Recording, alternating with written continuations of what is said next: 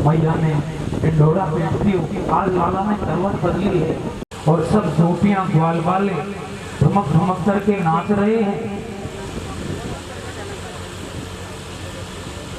सोई भगवान की नींद खुल गई। भगवान की नींद खुली तो भगवान ने देखा तो चारों तरफ भगवान की भगवत्ता को मां कैसे जान सकती है। क्या करें, किससे कहें? मैया मैं पंडित को लाला हूं, जैसे लाला ने मेरे सामने लात मारी और यह गाड़ी पलट गई। मैया ने बड़े बड़े विद्वान ब्राह्मण बुलाए, ग्रह शांति करवाई। मेरे लाला के जीवन में कोई न कोई संकट आते रहे, दक्षिणा देकर ब्राह्मणों को विदा किया। एक दिन मैया लाला को खूब उछल उछल कर फिरा रही है। लाला किलकारी मार करके हंस रहे हैं। मुग्ध हुए भगवान दूध पान करते करते सो गए।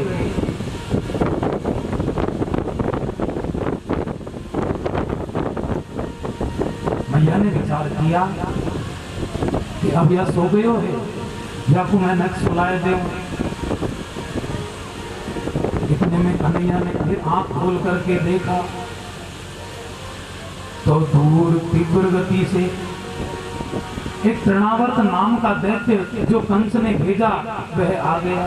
चक्रवात का रूप धारण करके जिसमें कुछ भी डालो ऐसे ऐसे घूमता है, जिसको अपनी भाषा में बबूड़ा भी बोलते हैं।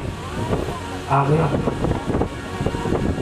घड़ी मानम सिसोर बोढुम नैसे है गिरिकूटवत भूमियों निधाय कम गोपी स्मिता भार पीड़िता।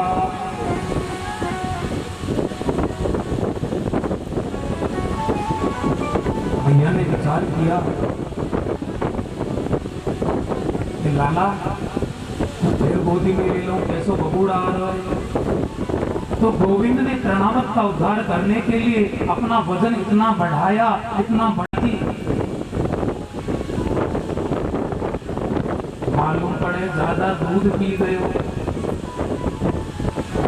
सो आंगन में उतार करके मैया बोली बेटा खेल कूद करके दूध हजम कर ले, हल्को हो जाए। इतने में ही वह तृणावत राक्षस महल में आ गया और मैया अन्य कार्यों में करने के लिए चली गई। तृणावर्त को अवसर मिला और गोविंद को लेकर के अनंत आकाश में उड़ गया।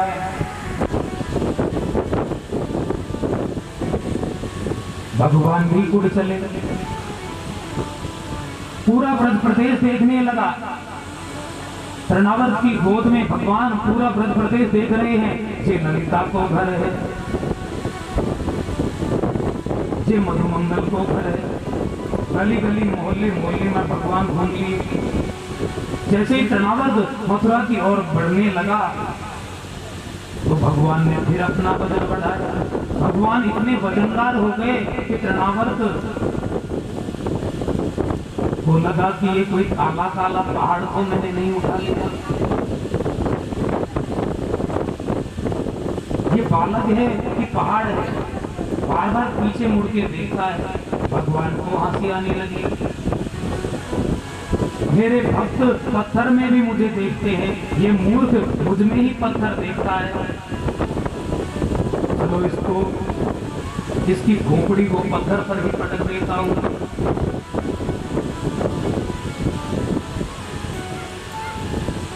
प्रभु ने तृणावत की गर्दन इतनी जोर से दबाई, अमंतरिक्षा अतिकम शिलाया विशीर्ण सर्वावयवम करालम। भगवान ने गला ऐसा दबाया कि छटपटा था तृणावर्त पत्थर पर आकर धम्म से गिर गया। गोविंदाय नमो नमः। तृणावर्त का अंत हुआ। मरा हुआ जब तृणावर्त लाला ने देखा तो मैया ने लपक कर लाला को गोद में ले लिया। मैया विचार करने लगी, हे भगवान मुझको पक्को विश्वास है को ए न मारे, पापी अपने पाप से स्वयं ही मर जावे। यह पापी मेरे लाला को मार दे आयो, लेकिन यही के पाप ने या को मार दियो।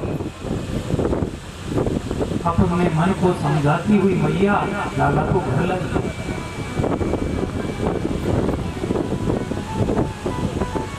एक दिन माता लाला को प्रेम से स्तनपान करा रही थी।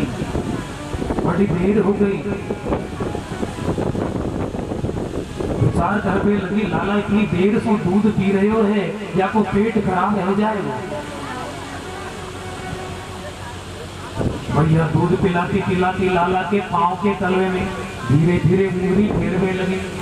लाला को बुदबुदी लगने लगी, लाला को हंसी आ गई। तो भगवान ने माँ का स्तन स्वयं ही हंसी के मारे छोड़ दिया। माता प्रसन्न है गई। हंसते हुए गोविंद को देख करके लाला को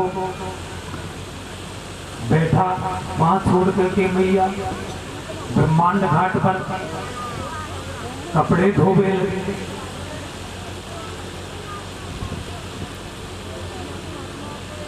अब तो भगवान ने एक मिट्टी का छोटा सा ढेला उठाया और उठा करके अपने मुख में रख लिया।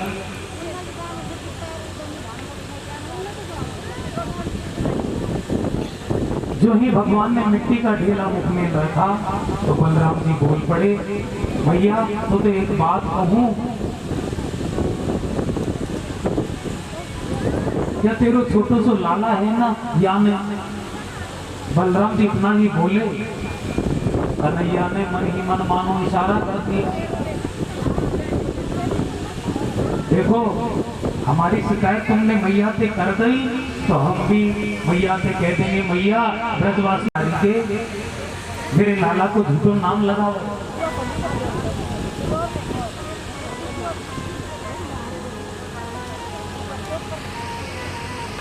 बोलदारी के तूने माटी खाई, ना हम भक्षितवानंब सर्वे मिथ्याभिशंसिन सभी यदि सत्य गिरस्तर ही समक्षम पश्य में मुखम। बोले भैया ना हम भक्षितवानंब, मैंने माटी ना खाई, सर्वे मिथ्याभिशंसिन है, ये सभी मेरे झूठो नाम लगावे मैया, मैंने माटी ना खाई। यदि सत्य गिरस्तर ही, यदि तो को मुंह पे विश्वास ना आए तो मेरे मुंह में देख ले, मेरे मुंह में बिल्कुल माटी ना आए। इसी श्लोक का दूसरा ना हम भक्षितवानंब, नाह शब्द अखंड ब्रह्मांड शब्द का वचन है। नाह का अर्थ होता है ब्रह्मांड। भैया छोटे से माटी के ढेला की का चले, मेरे मुंह में तो देख ले, अनेकानेक ब्रह्मांड घूम रहे हैं। मैया को प्रभु मुंह खोल करके दिखा रहे हैं, मुंह खोल करके प्रभु ने दिखाया। तो मैया को ये दिव्य पृथ्वी दिखाई पड़ी, सात समुद्र पृथ्वी पर दिखाई पड़े, सातों द्वीप, सातों पर्वत कन्हैया के ऊपर मैया को दिखाई पड़े, बड़े बड़े नदी पहाड़ दिखाई पड़े, संपूर्ण ब्रजमंडल मैया को कन्हैया के मुख में दिखाई पड़ा। मैया को ब्रजमंडल के अंदर अपना महल दिखाई पड़ा। महल के पास में ब्रह्मांड घाट पर मैया को कपड़े दिखाई पड़े। उन घाट पर कन्हैया का कान पकड़े मैया खड़ी है। ये सब लीला गोविंद ने मैया को दिखाई। मैया भोली है। मैया विचार करने लगी, हे भगवान ये इतना सो लाला या के मुंह में ये बड़े बड़े नदी पर्वत पहाड़ कहां से आ गए? परमात्मा की दो शक्ति। ऐश्वर्य शक्ति ने विचार किया कि नगरानी तूने जिसके कान पकड़े हैं उसको जानती नहीं वो कौन है। अपना ऐश्वर्य प्रकट कर दिया। और मैया ने विचार किया, क्या बताऊं, ये किसी देवता की माया है अथवा मुझको ही भ्रम हो गया, कहीं ये लाला भगवान तो ना। मैया ऐसे विचार करने लगी तो भगवान ने अपनी दूसरी शक्ति ऐश्वर्य शक्ति को रोका और वात्सल्य शक्ति का प्रभाव मैया के ऊपर चला दिया। मैया बोले, बेटा मैंने तेरे मुंह में बड़े बड़े नदी पहाड़ पर्वत देखे। अरे मैया तो वो भ्रम है गयो है, देख मेरे मुंह में तो कछु भी ना है। अपना मुंह गोविंद ने दिखाया, माता को गोविंद के मुंह में कुछ भी दिखाई नहीं दिया। माता को ब्रह्मांड दिखाने माटी खा गए सांवरिया।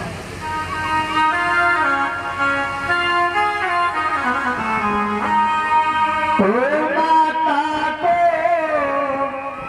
ब्रह्मांड माटी खा गए सांवरिया, माटी खा गए सांवरिया,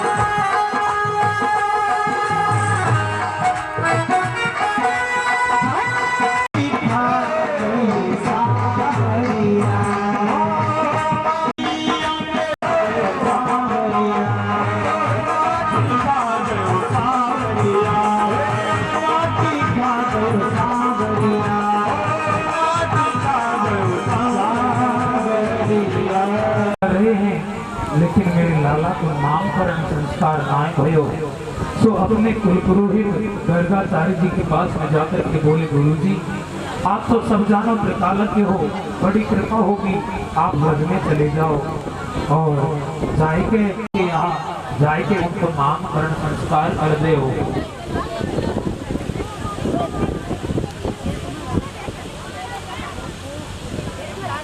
गोकुल में जैसे ही नंद भवन में पहुंचे, नंद बाबा ने गर्गाचार्य जी का बड़ा स्वागत किया। बड़ी भारी कृपा करी भगवान, जो आप जैसे संत ब्राह्मण के नंद बाबा अनन्य भक्त हैं, स्वागत किया।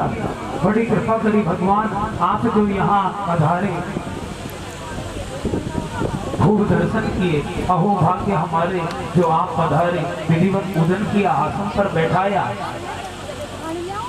आपके आशीर्वाद से मेरे यहाँ दो लाला भये हैं। मैं उनके ग्रह बताओ, ग्रह की चाल बताओ, कि बच्चे का नामकरण संस्कार करूंगा तो कंस को पता चल जाएगी, और जब कंस को पता चल जाएगी तो हम नहीं चाहते कि बालक के जीवन में कोई कष्ट आ गए। इसलिए आपके लाला को मैं नाम संस्करण संस्कार ना करूं। वसुदेव जी ने धारण संस्कार तो कर ही दे हो। बोले फिर इतना बड़ा उत्सव नहीं होना चाहिए। गर्गाचार्य जी के निर्देश में गौशाला में भगवान का नामकरण संस्कार कर रहे हैं। तो ये दोनों माता ने विचार किया कि देखो ये दोनों लाला ऐसे मलूक हैं, ऐसा तरह यशोदा अपने तनुआओं को तो मुक्त दे दे और मेरे लाला को तू ले ले। दोनों भैयाओं ने बालकों को बदल लिया। बेटे तो सही या कुछ जाने ऐसे याद हो। अब तो दोनों मैया नामकरण संस्कार करा रही हैं। गर्गाचार्य जी ने दोनों बच्चों की तरफ देखा। देखते ही गर्गाचार्य जी की समाधि लगी।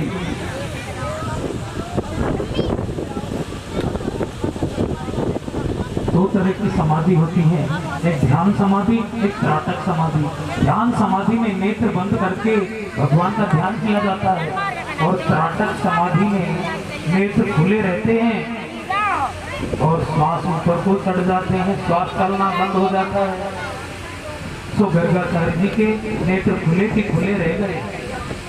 मैया ने ऐसे ऐसे हाथ किए, आंखों के सामने चुटकी बजाई, चुटकी बजा करके बोली या बाबा जी ये जाने का भाई नामकरण संस्कार कर बे आयो मुख तो ऐसो लगे बहना पधार गए। अरे महाराज पधारनो ही हो तो कहू और के घर जाए के पधार दे, मेरे घर आके खाई को पधारे। दोनों मैया विचार करने लगी और गर्गाचार्य जी को जोर से पकड़ के हिला दियो। सोई गर्गाचार्य जी की त्राटक समाधि छूटी, आंख खोली। आंख खोलते ही भगवान को देख की और निहारा और निहार करके कहने लगे, मैया तेरी गोद में ये लाला है। ये लाला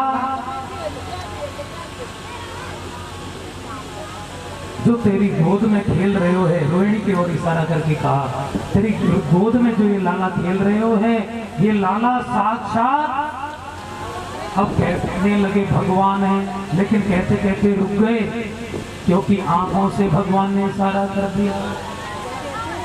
गर्गाचार्य जी कहते हैं साक्षात गुणों की खान है, ये साक्षात गुणों की खान है।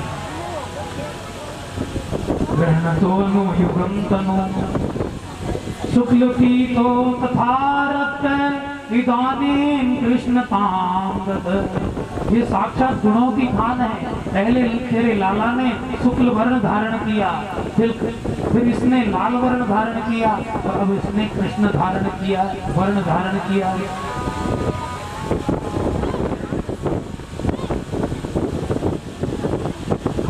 वैसे तो ये गुणों की खान है, इनके नाम अनादि अनूपा, फिर भी कहें उसमें मति अनुरूपा। इनके अनंत नाम है, इसके अनेक नाम होंगे, बलभद्र, बलराम, दाऊ दादा। और हमारे ब्रज में तो कहें दाऊ दयाल ब्रज को राजा, और भांगती है तो यहाँ पे आ। दाऊ दादा तो ब्रज के राजा है।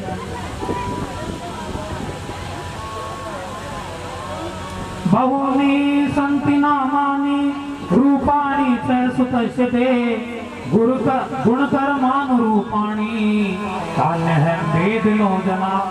भैया इनके अनेक नाम हैं, इनके अनेक रूप हैं। गुण कर्मानुरूपाणि, इनके जितने गुण हैं इतने इनके नाम होंगे।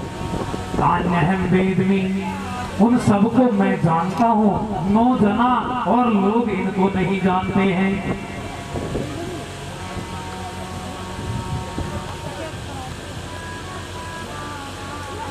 मैं इनके रूप लीला सबको जानता हूँ और लोग नहीं जान सकते। मोती माणिक के बाबा को भेंट किए।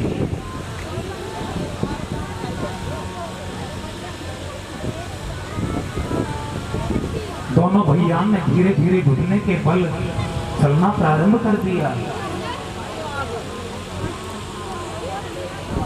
आकाश मंडल में सारे देवता ये दृश्य देख देख करके निहाल हो जाते हैं। वे कहते हैं, वे वाह, जो सारे जगत को अपने इशारों पर नचाता है, आज मैया उसको चलाना सिखा रही है। शेष महेश गणेश दिनेश सुरेश हूँ जाहि निरंतर ध्यावे।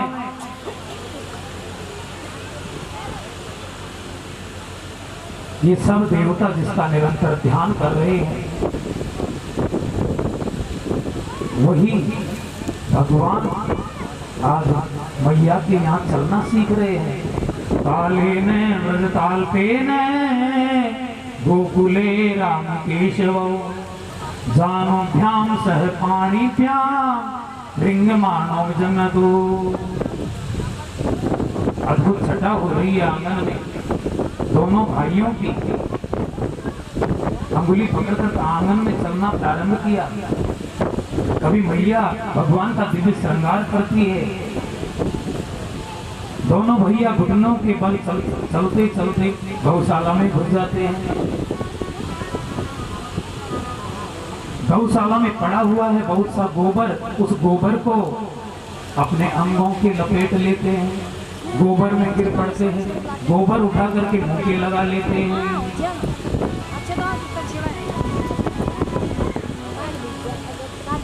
गोविंद सारे शरीर पर गोबर की मालिश कर रहे हैं।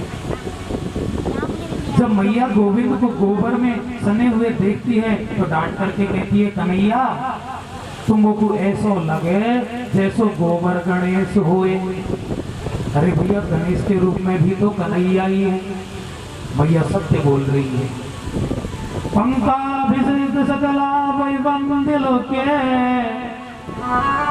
दामोदरम वदति कोपवसादि सोदा तम सुकरोसि कति जन्मनि पूतनारे एक्योक्ति सस्मित मुखो वतुनो मुरारे।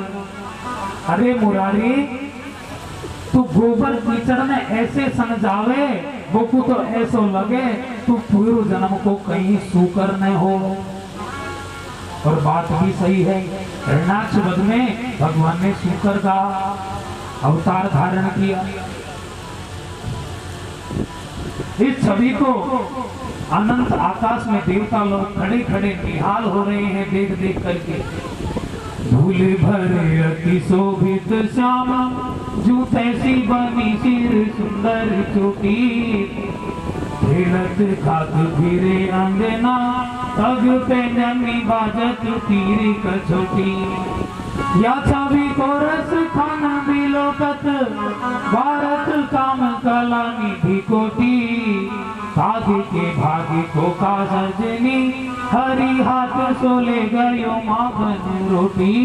हरि हाथ सोले गयो माखन रोटी। धूली में सने हैं कृष्ण, धूल लग रही है। धूल लगे हुए कृष्ण भी अत्यंत सुंदर दिखाई पड़ते हैं। माता कुछ भी लगा देती है अंग पर, वही चंदन जैसी शोभा पाते हैं। और पैरों की पायल झुनझुन बज रही है। करोड़ों कामदेव अपने कामुकता के बाणों को कान्हा के चरणों पर निछावर कर रहे हैं। वो कौवा धन्य है, प्रस्थान कहते हैं वो कौवा धन्य है जो भगवान के हाथ से माखन रोटी छीन करके ले गया। सौंदर्य की पराकाष्ठा है। कभी आकाश में दर्शन करते हैं, चंदा को देख करके प्रसन्न होते हैं, रूठ जाते हैं। चंद खिलौना लई हो मैया, चंद खिलौना लई हो। भैया थाली में पानी भर के नन्हे से बालक के सामने रख देती है, ले यारो चंदा या को ले ले। जई हाँ लौट अबनी पर मैं तेरी गोद में आई हूँ। धरती पर लौट जाएंगे, मचल जाएंगे, तेरी गोद कभी नहीं आएंगे। या तो हमको चंद्र खिलौना दे दे। भैया थाली में पानी भर के गोविंद के सामने रखती है, भगवान पकड़ते हैं तो झिलमिल करते हैं। प्रभु को लगा चलो इन ब्रजवामाओं का मनोरथ पूरा किया जाए, इनको घर जाकर के दर्शन दिया जाए। नन्हे नन्हे ग्वाल बालों के साथ में भगवान खेल रहे। कन्हैया बोले भैया चलो हम खेल खेलें, क्योंकि यहाँ का माखन मथुरा चला जाता है।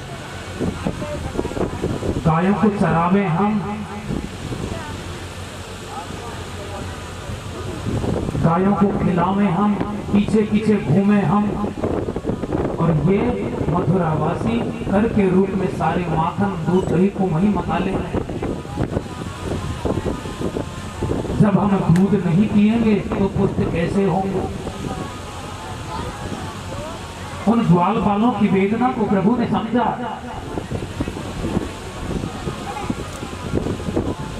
तो भगवान ने एक मंडल तैयार कर लिया, बाल गोपाल चोर विद्या प्रसार मंडल।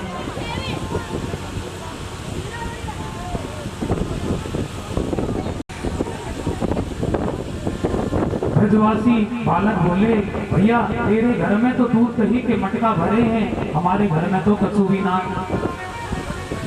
श्री दामा को देख या 1.5 हड्डी को है रहे है, हम खावेंगे नहीं तो हमारो बल बढ़ेगो कैसे, और मथुरा के लोग पहलवान बन जाएंगे, तब हमारी ही आफत आएगी। सबसे पहले अपने ही घर में चोरी करी, कछु सफल भय कछु विफल भय। श्रृणु सखी कौतुक में तम नंदनिकेतांगणे मया दृष्टं गोधूली धूसरितांग नृत्यति वेदांत सिद्धांत। एक गिरजा स्वरूप ने गोपी ने नंदरानी के आंगन में ग्वाल बालों के साथ में खेलते हुए छोटे से कन्हैया को देखा और सब गोपियों से कहा कि देखो मैंने आज एक अचंबा देखा। कौतुक माने अचंबा। नंद राज के आंगन में देखा, गोधूली धूसरितांग है, गाय के धूली से सने हुए नृत्यति वेदांत सिद्धांत है। वेदांत का संपूर्ण सिद्धांत नंदरानी के आंगन में खेल रहा है।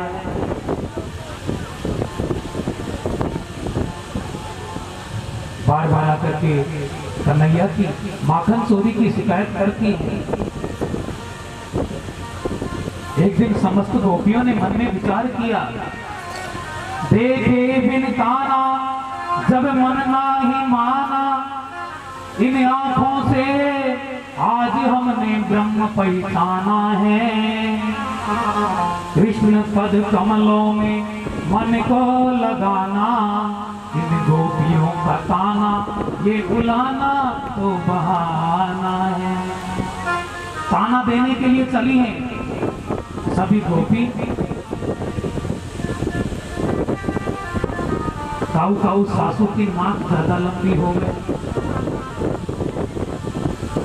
जब बहू कथा सुनने जावे, कोई सत्संग में जावे, तो सासू छोटी सी बहू से कहेगी देख सत्संग में जा रही है, तुम हमारी नाक नहीं कट जावे। सत्संग में जब बहुएं जाती हैं तो सबसे पहले सासू की नाक कट जाती है। तो आज सबरी बहू ने मन में विचार कियो कि कन्हैया के दर्शन करेंगे पर बहानों तो चाहिए। सोई घर के सब मटका माखन के उन नन्ही नन्ही बहू में, छोटी छोटी बहू में फोड़ दिए, पानी की मटकियां फोड़ दी और नंद भवन में शिकायत करने के लिए जा रही है।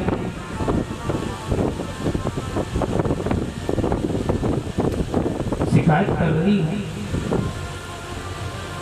देखना तो भगवान की दिव्य झांकी को चाहती हैं, लेकिन शिकायत यशोदा मैया से कैसे कर रही है। सुखदेव जी ध्यान कर रहे हैं। वत्सानंचन क्वचित समये क्रोश संजात हासे तेयं स्वादुवत्यदिपय कल्पितै तेययोगै मार्गान् भोक्षन् विभजति सचिन् नाति भाण्डं भिनत्ति। जब पतो लाज गए सहिया में तड़पे लाटिया तरिया में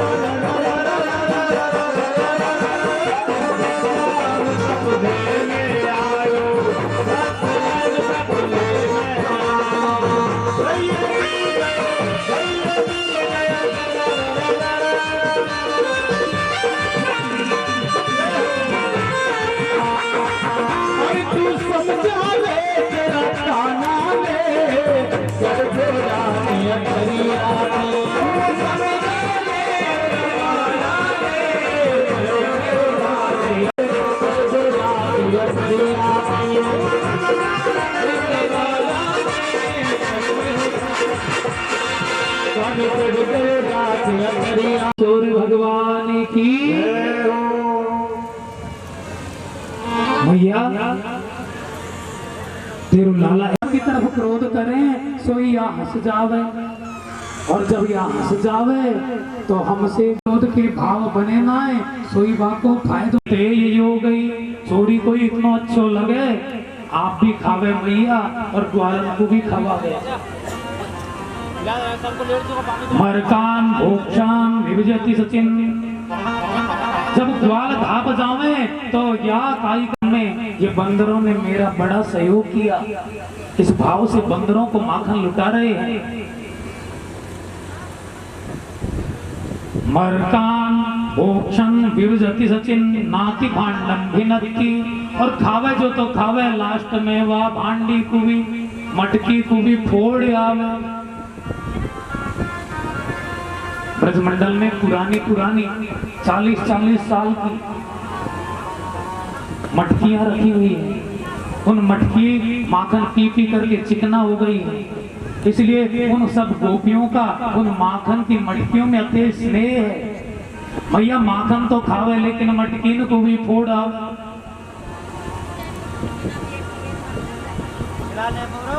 द्रव्यालाभे सगृह कुपितो, ऐसो करो तुम थोड़ा सा कुपित होकर याकू बंद कठोरी कोठरी में बंद कर दो। अरे मैया हमने याकू बंद कर दीनो एक बार। जब याकू कोठरी में हमने बंद कियो तो याकू जो मणिन के तुमने कड़ूला पहना रखे हैं ना, वे कड़ूला याके चमक जावे और उनसे ही याके प्रकाश हो जावे। अच्छो ये कड़ूलान को दुरुपयोग करे तो याके कड़ूलान को तुम खोल ले हो। मैया हमने ये करके भी देख लियो, एक बार या को अंधेरी कोठरी में हमने बंद कियो तो स्वांग मर्थ प्रदीप है। ये आपको लाला अपने ही शरीर से इतना प्रकाश करे सो नीलमणि की तरह लाला चमके। तो ठीक है, या तारीखे को मैं ही बताऊंगी। मैया ने छड़ी उठाई,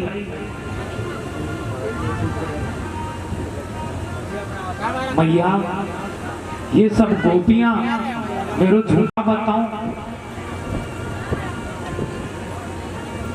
एक दिना की बात है, आपको लाला मेरे घर आयो, मैंने कही आओ कन्हैया। सो मेरे पास आए के बैठ गए। मैंने सत्यनारायण भगवान की पूजन की तैयारी करी, कुछ पकवान बनाए। तो मैया क्या ने कहा कि हो मेरो 900 बालक खाट पे सो रहे हो, बाकी चोटी को खाट की पार्टी के बांधी नहीं और चुपचाप चले गए। जो ही लाला की नींद खुली, बाकी चोटी खिंचने लगी। लाला चिल्लायो ऐसो ऐसो उधम मचावे। एक गोपी कहती है भैया मेरा ध्यान भंग हो गया। एक दिन की बात है, मैं अपनी खाट बिछाई के अपने पति देव के संग में सो रही। आपके लाला आए और चुपचाप रात में आए के मेरी चोटी को मेरे पति देव की दाढ़ी से बांध दी नहीं। अब तो मैं जगी तो मेरी चोटी के 70% बाल उखड़ गए और मेरी पति की दाढ़ी के भी बाल उखड़ गए। मैं कहूं उनसे क्या कर रहे हो बेटे, क्या कर रही हो, क्या कर रहे हो, क्या कर रही हो, क्या कर रहे हो, क्या कर रही हो। घड़ी है भैया, मोको तो कहवे में भी शर्म आ गए। एक दिन पूर्णिमा को दिन हो, आपके लाला ने मेरे पास में आके बैठ गए। बोले भाभी तू ये क्या कर रही है। लाला पकवान बना रही हो। अच्छा आज आपके क्या है भाभी। बोली पूर्णिमा को व्रत है, सो लाला भगवान जनार्दन की पूजा करेंगे, पूजा होगी, आरती होगी। मेरे पतिदेव पूजा घर में पूजा की तैयारी कर रहे हैं। वहां जाके बैठ गए और चुपचाप छोटे से शालिग्राम भगवान को उठाए के अपने मुख में रख ली। अब मैया मेरे पतिदेव ढूंढते फिरे कि मेरे नन्हे से शालिग्राम कहाँ गए, नन्हे से शालिग्राम कहाँ गए। देखो तो या के मुंह में कुछ मोटो मोटो सो लगे हो, सो एक थप्पड़ मारो, शालिग्राम भगवान मुंह से निकल करके बाहर आ गए।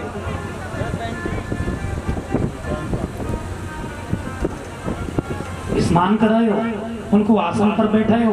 आपके लाला बाहर गए और बाहर जाकर के 2 कुत्ता के पिल्ला ले आए और सालिग्राम के सिंहासन पर दोनों तरफ बैठा दिए।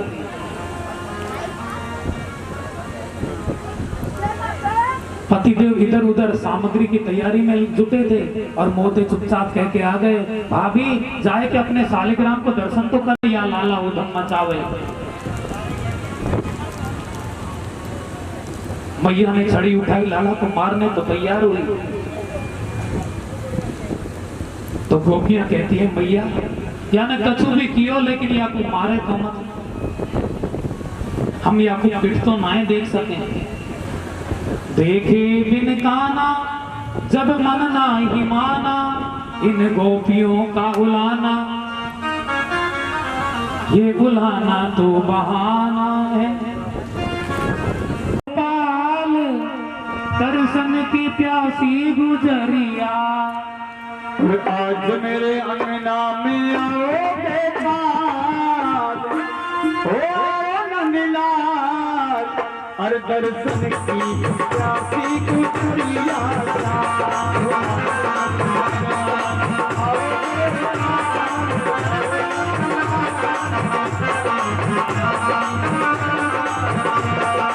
आज मेरे अंगना में आओ नंदलाल,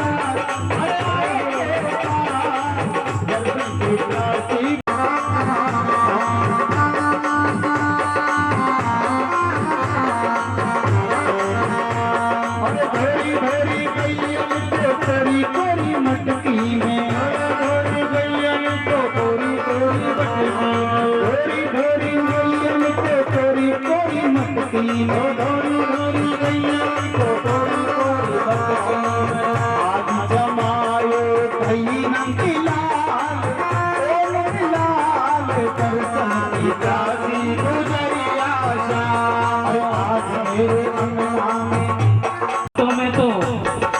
ऐसे लग रहा है जैसे कंस ने बेड़ी पहना दी हो।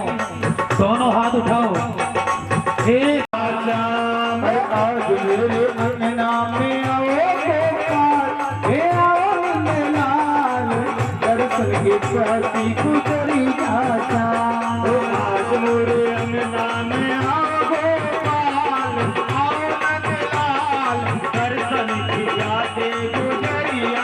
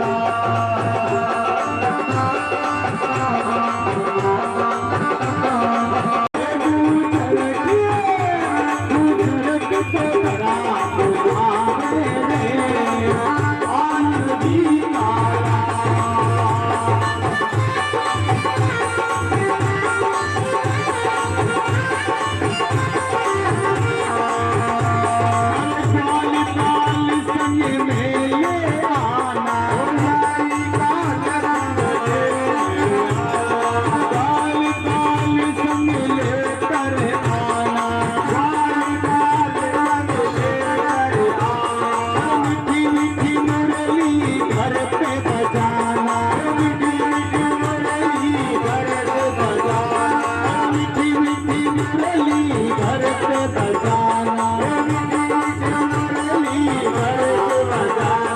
अरे दर्शन से मोहे देव नंदलाल, नंदलाल आज मोरे घर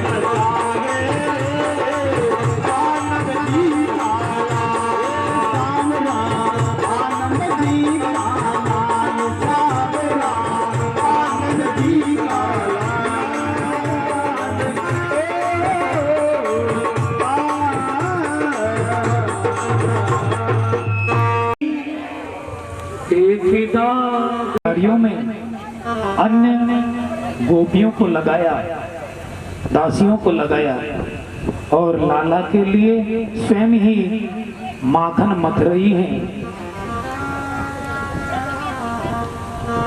मन से गोविंद का चिंतन कर रही है, वाणी से गोविंद की लीलाओं को गा रही है और कर्म से कन्हैया के लिए माखन बना रही है।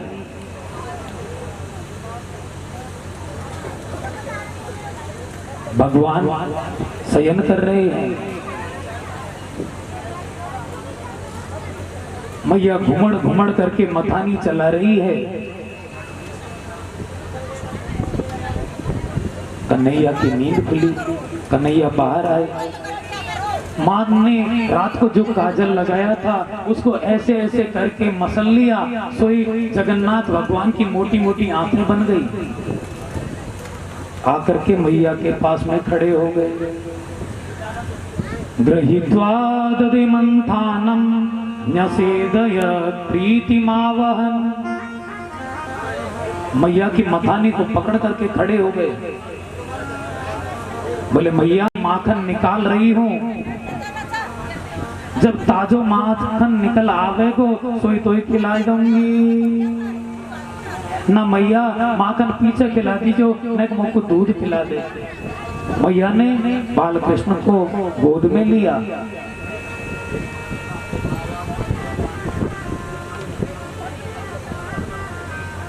बाल कृष्ण प्रभु मैया का दूध पी रहे हैं। इधर एक गोपी ने आकर मैया को सूचना दी, मैया तू लाला से बात करवे में लगी भई है, इधर देख तेरो दूध ही उपन गयो है। तो मैया बाल कृष्ण प्रभु को धरती में पटक करके और दूध को संभालने के लिए चली गई। सुखदेव जी कहते हैं राजन परीक्षित, यहाँ भगवान की लीला में जड़ कुछ भी नहीं है, ये दूध भी चेतन है। दूध ने विचार किया कि कन्हैया मैया का ही दूध पी लेंगे तो मेरा तो रहना ना रहना बराबर है। सोई उफन कर अग्नि में गिरकर पश्चाताप करने लगा।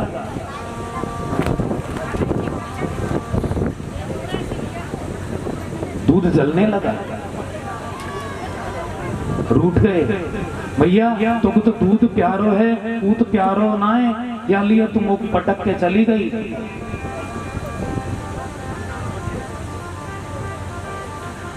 संजात कोप स्फुरितारुणांधरम, और लोडी ला करके मैया के वह मटका में धड़ाम से गई। सोई मैया की दही की अंडिया फूट गई, चारों तरफ दही बिखर गया। अब तो मैया पहले ही निकल करके भाग लिए। अब मैया पीछे पीछे भाग रही है, आगे आगे ये भाग रहे हैं। 80 साल की बूढ़ी मैया पीछा नहीं कर पाई। लाला ने तो रुक जा, मैया पहले ये डंडी को पटक। अरे तेरी पूजा करूंगी, तूने मेरे मटका फोड़ दियो दादी सास के जमाने को। न रुक रुक, मैया आगे आगे दौड़ती जा रही है, कन्हैया आगे आगे दौड़ते जा रहे हैं, मैया पीछे पीछे दौड़ती जा रही है। परीक्षित इस छवि को निहार, जिसकी चरण रेणु प्राप्त करने के लिए स्वर्गाधिक लोगों के देवता बार बार प्रयत्न करते हैं, और उस मैया के जूड़े के जो फूल हैं वो फूल मैया के दौड़ने से बिखर रहे हैं। मैया थक गई। कन्हैया देख, मैंने यह छड़ी फेंक दी, मैं तो को नहीं मारूंगी। मैया नहीं मारेगी। सोई कन्हैया रुक गए। मैया ने हाथ पकड़ा और हाथ पकड़ करके मैया कन्हैया को उखल के बांधने लगी।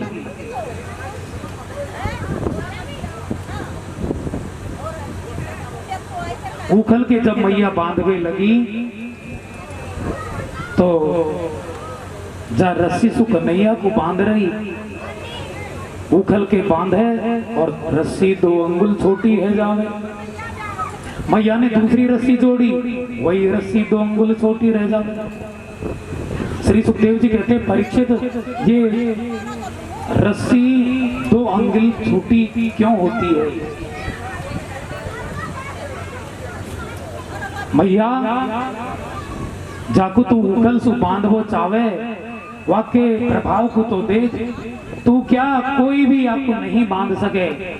ऐश्वरी शक्ति ने विचार किया और अपना वैभव बढ़ाया। जो ही मैया बांधती है, रस्सी 2 अंगुल छोटी हो जाती है। माता परिश्रम करती हुई परिश्रांत हो गई।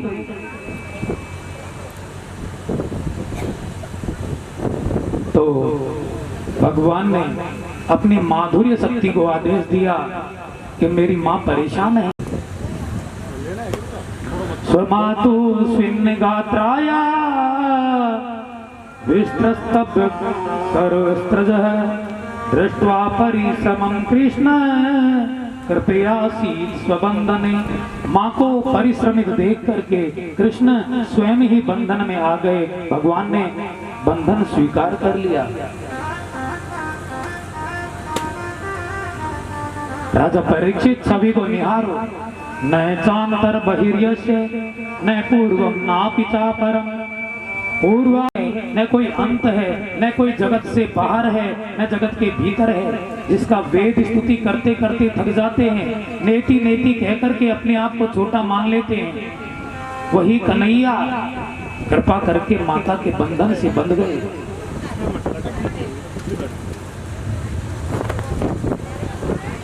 और बांध करके भैया कन्हैया को छोड़ करके भीतर चली गई। उखल में बंधे बंधे कन्हैया धीरे धीरे उखल को घसीटते नंद महल के द्वार पर जब पहुंचे, वहां अर्जुन के दो वृक्ष खड़े थे। यमलार्जुन, यमल का अर्थ होता है जोड़ा। दो वृक्ष खड़े थे और वे दोनों वृक्ष उखल के फंसने से धड़ाम से गिर पड़े। उनमें से दो पुरुष प्रकट हुए, हाथ जोड़ करके कन्हैया की स्तुति करने लगे। वाणी गुणानुकथने श्रवणो कथायाम हस्तौ च कर्म सुमनस्तव पादयोर्नः स्मृत्या शिरस्तव निवास जगत प्रणामे दृष्टि सताम दर्शनेस्तु भवत्तनूना। गोविंद, आपने बड़ी कृपा की, हमको साप से मुक्त किया। अब विचार करता है मेरी ये वाणी आपके गुणों का गान करे, गुणों का कथन करे। श्रवणों कथाया, मेरे कान आपकी कथा सुनते रहे। हस्तौ च कर्मसु, मेरे हाथ आपके लिए ही काम करें। मनस्तौ पादयोर्नः, और मेरा मन आपको ही निहारे, आपको ही देखे, ध्यान करे। मेरे पैर आपकी ही परिक्रमा करे, मेरा सिर आपके चरणों में ही झुकता रहे, और मेरी दृष्टि हे हरि आपका ही दर्शन करती रहे। दोनों महापुरुषों ने स्तुति करी। स्तुति करके, प्रणाम करके, भगवान का आशीर्वाद प्राप्त करके, और ये दोनों महापुरुष चले गए।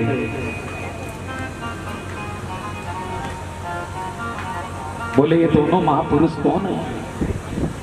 एक बार की बात है, देवर्षि नारद कुबेर के यहाँ पहुंचे।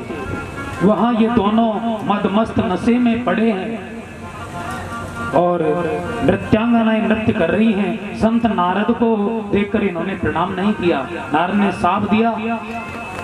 कुबेर के पुत्र होकर जब दया आ गई, संत ने कहा कोई बात नहीं, जाओ।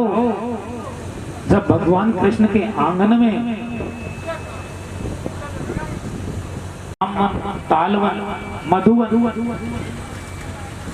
लेकिन इनमें कौन सो वन सुंदर है जहां कन्हैया को काऊ प्रकार की दिक्कत ना है सके।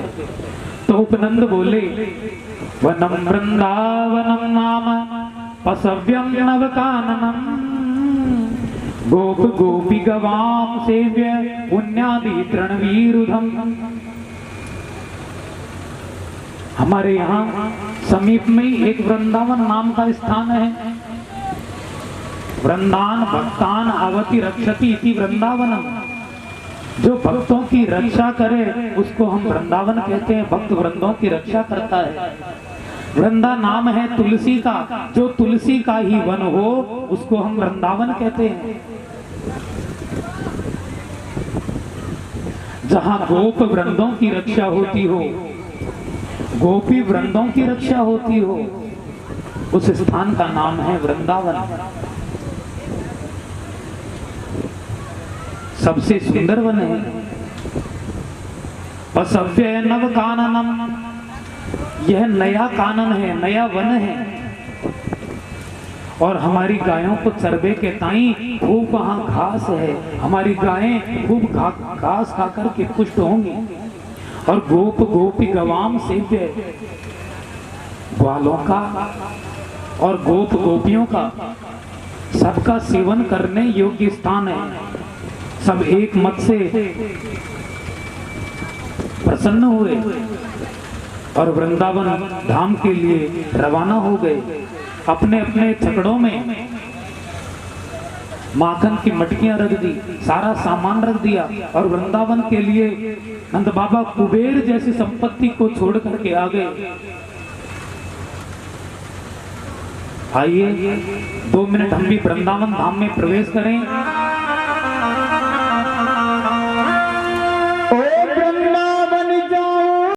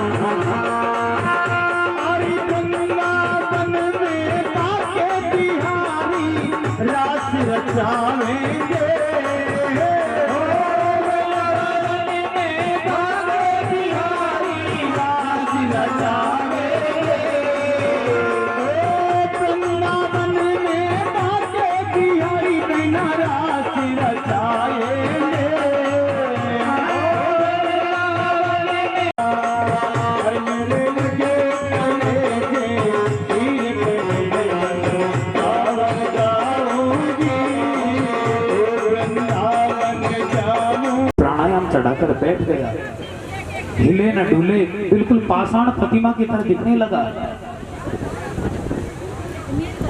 नन्हे नन्हे ग्वाले उसको देख करके प्रसन्न हुए।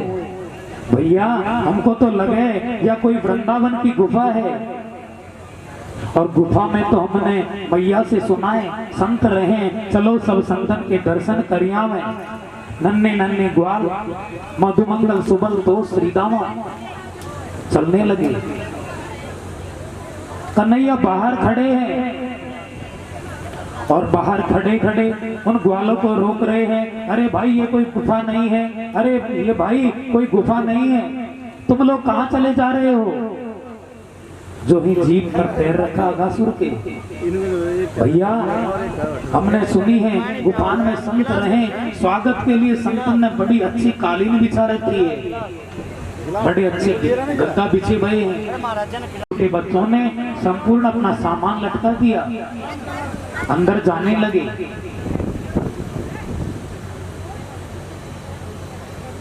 अब तो धीरे धीरे अघासुर ने सांस छोड़ना प्रारंभ किया। गरम गरम दुर्गंध युक्त वायु, ब्रजवासी नाक पकड़ करके बोले, हे भगवान ये दुर्गंध कहां से आ रही है? गरम गरम हवा निकली तो दूसरे बोलो, देख छोरे पहले तो तू दुर्गंध ना आ रही, जब कह रहे हो कि दुर्गंध ना आ रही, अच्छी गुफा है, अब दुर्गंध आ रही है। भैया या गुफा में कोई जंतु शीघ्रतावश घुस गो होगो, सो वह गिर गयो, हड़बड़ा के मर गयो, बाकी दुर्गंध आ रही होगी, चलो हम जाके सफाई करेंगे।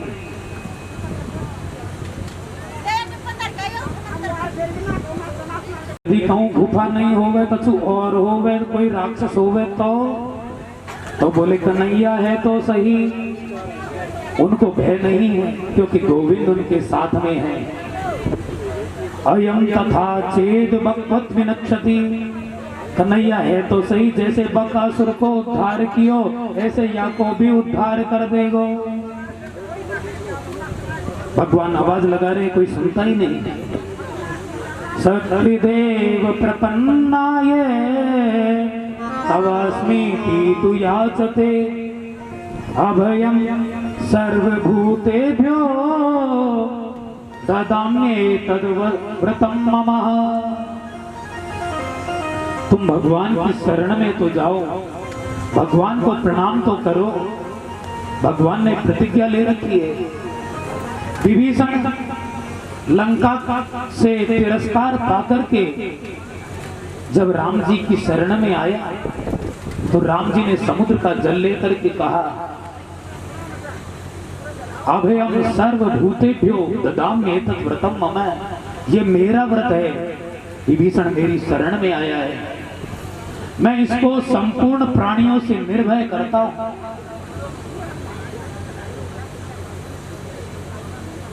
अघासुर ने अपना मुंह बंद कर दिया। कन्हैया ने विचार किया कि ये दुष्ट राक्षस मेरे ग्वाल बालों को खा गया, बछड़ों को खा रहा है।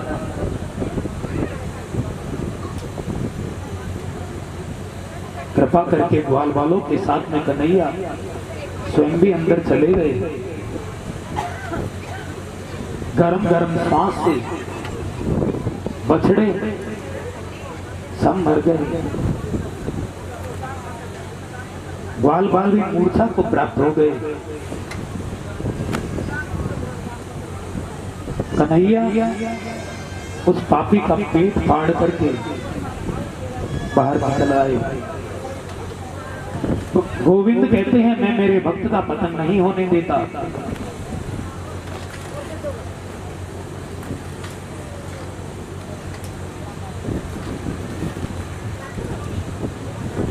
मामेव ये प्रपद्यन्ते माया में ताम तरन्ति थे। जो जैसे मुझको बसता है वो मेरी दुस्तर माया से बाहर निकल सकता है। पाप की प्रवृत्ति का नाम है अघासुर, और अघासुर के अंदर ये ग्वाल बाले हैं, अनसुना करके घुस गए हैं। भगवान ने सब ग्वाल बालों को बाहर निकाला और अपनी अमृत वर्षणी मुरली से सबको जीवित किया। सब ग्वाल बाल जीवित हुए।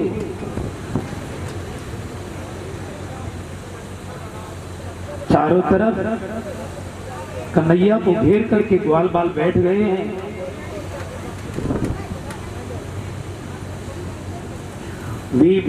वेणुं जठरपटयो श्रृंगवेत्रे च कक्षे वामे पाणौ मृषणकमलं तत्फलान्यंगुलीषु तिष्ठन् मध्ये स्वपरिसुहृदो हासयन्नर्मधीस्वै स्वर्गे लोके मिषति भुजे यज्ञ भुग्बालकेली। चारों तरफ ग्वाल बालों ने कन्हैया को घेर रखा है। विभ्रद वेणु, कन्हैया ने अपनी फेंट में वेणु को लगा रखा है। जठर पटयो, पट से पेट बांध रखा है। श्रृंग वेत्री चकक्षे, और श्रृंगी वाला बाजा जो साधु संत बजाते हैं वह हाथ में ले रखा है।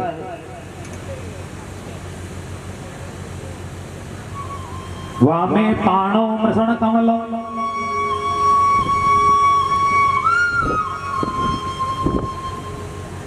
स्वर्ग स्थित ब्रह्मा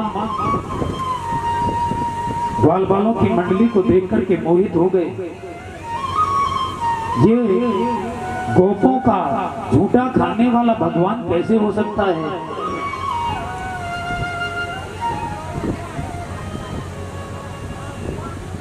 ब्रह्मा जी कन्हैया के बछड़ों को चुरा कर ले गए। ग्वाले जब बछड़ों को ढूंढने गए तो ग्वालों को ब्रह्मा ने गायब कर दिया। अकेले कन्हैया रह गए। इधर उधर खोजा, कुछ दिखाई नहीं पड़ा। भगवान ने विचार किया, किसकी करतूत है? मेरे भक्तों को मुझसे दूर कर दिया, मेरे ग्वाल बाल कहां चले गए?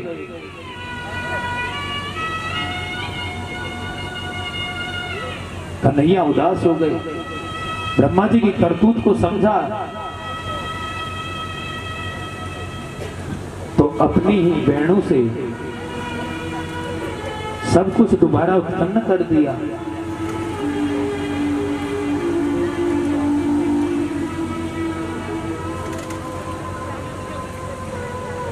गोपालाजिर कर में विगर से यज्ञाधरे लज्जसे ब्रूसे गोबिर हुंकते सुति सतई मौनम विदत्से सते। ये कैसा भगवान है? बड़े बड़े यज्ञ धर्म करने वाले, अनेकों उपासनाओं से नाना प्रकार से स्तुति करके प्रसन्न करते हैं, वहां इसको बोलने में लाज आती है। ब्रूसे गोबिर हुंकते, गाय हुंकार करती है, रंबाती है, तो गाय को हुंकार का जवाब देते हैं। और बड़े बड़े पंडित बड़ी बड़ी स्तुतियों को, वैदिक स्तुतियों को सुनाते हैं, ये मौन धारण कर लेते हैं। कैसे भगवान है?